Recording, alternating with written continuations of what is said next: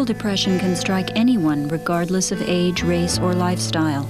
The most common form of mental illness, it affects millions of adults and children every year.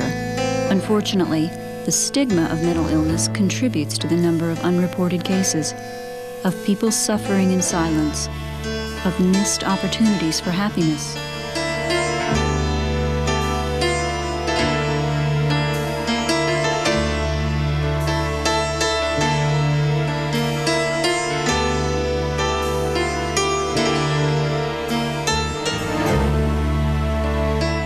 All of us, at different points in our life, feel the blues. We feel down, we feel sad. We could have lost a loved one due to a death. We could have had a job change, could have had a separation or a divorce. Any of those events are normal life events. And you feel sad, you feel down. However, if it's a month or two later and you're finding that your eating habits are being affected, you're beginning to lose weight, or perhaps you're gaining weight, and you're finding that when you get up in the morning that you just don't want to do it anymore, then maybe there's something that's bordering on what we might call clinical depression. People really think that they should just pick themselves up by their bootstraps and go on. And that would be great if it could happen. The reality is that physiologically the body has undergone some changes, and that things that you could do if your chemicals were cooperating with you, you won't be able to do. And so the idea that it's a question of moral fortitude or stamina really doesn't make sense. It just causes a lot of needless suffering. Depression really is a continuum, and it is hard to identify exactly where the line is. Are there people around you who are saying to you, boy, you know, you don't seem yourself? It seems, you know, that you're more withdrawn, or that something's going on with you. Are you hearing that from people? Are family members concerned about how you're doing? Are coworkers concerned about how you're doing? Are you concerned about how you're doing? The symptoms of depression vary, but include changes in sleeping and eating habits, unexplained physical pain and discomfort, fatigue, lack of concentration, and feelings of sadness and despair. When you know you've got a really serious problem is when you're so down that you feel heavily weighted down, terribly sad, and locked in place, and you can't see beyond the end of your nose. I just was so frustrated. I got tired of crying. I felt that everything was futile, that I was never going to get better, that I would never be able to smile and laugh anymore.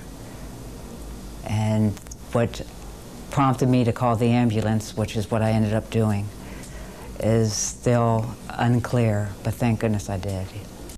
With the exception of manic states, depression is an introverted rather than an extroverted condition. The types of depression fall into one of three categories. The first is what we would call major depression.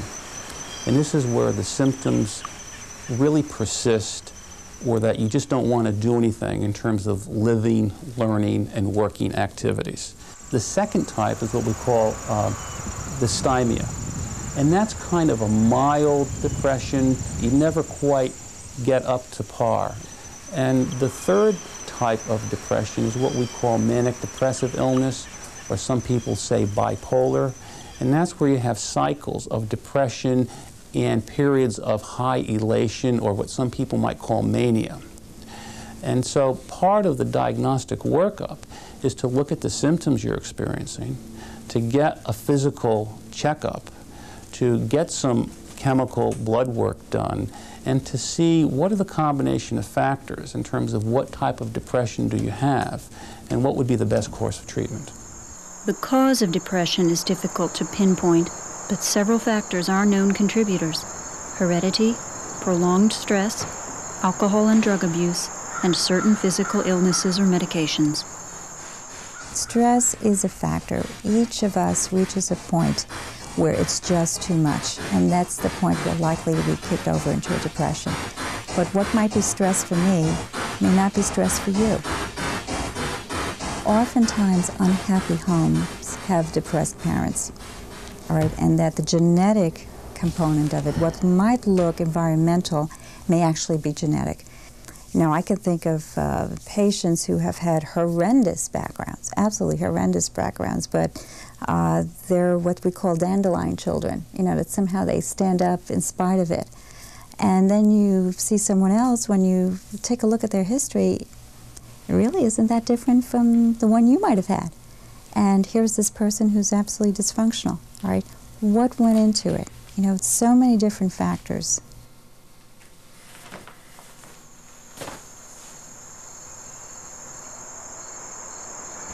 I'm very much a perfectionist, and I am very, very hard on myself.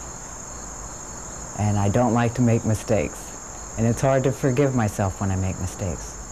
My parents were very, very strict, and I still recall to this day my father saying to me, "Don't come to me with your problems. If you can't solve them, nobody else can."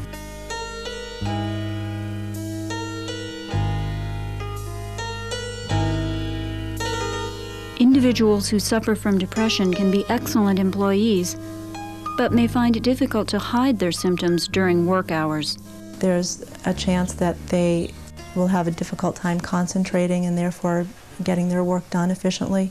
There may be isolation and withdrawal from coworkers, peers, from their supervisor.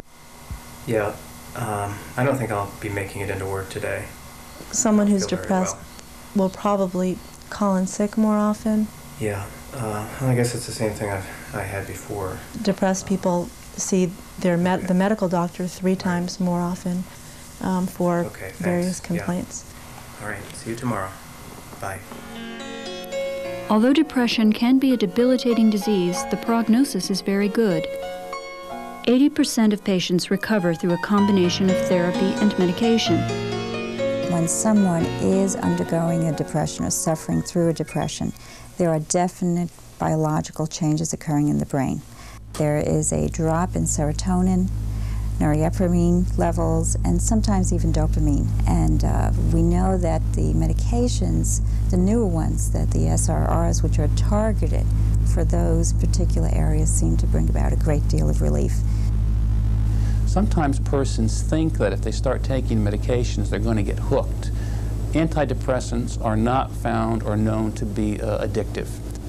Oftentimes persons will say, though, I don't want this medication because of side effects.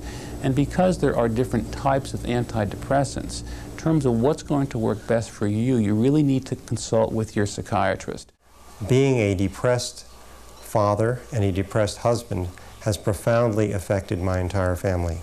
It was like a So one-hour interview. getting better has not only liberated me, but it has allowed us as a family all to benefit. Therapy, especially the one-on-one, has helped me with dealing with the problems I've had in the past. And when I leave the session, it's just like 100 pounds off my shoulder. What we do know is that in some cases, 15% of persons with clinical depression, especially if it goes untreated, may commit suicide, definitely have a suicide attempt. And so that's real important for individuals and family members and supervisors and co-workers to know if somebody's looking depressed. You can prevent suicide. People can get better and deal with their situation. Although it's very difficult to lift yourself out of a depression long enough to call for help, help is available. Please don't wait any longer. For more information, call 703-324-7095.